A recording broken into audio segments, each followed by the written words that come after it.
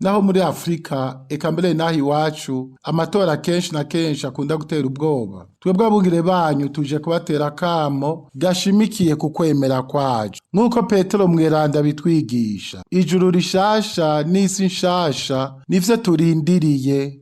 Tuzirikane ko kuja gutora uburenganzira ku mwenegihugu wese akwije imyaka isabwa n'amategeko. None twitabe ico gikorwa c'iteka dufatanye mu nda kandi turondera ineza y'igihugu. Dusaba indongozi kuva hejuru gushika ku mitumba guhagararira ubutungane, amahoro n'umutekano kuri bose hisunzwe amategeko. Twibutse abarongoye imigambwe kuva hejuru gushika ku mitumba guhimiriza abanywanyi bayo kugira ingendo yo kubahana no kudatyozanya.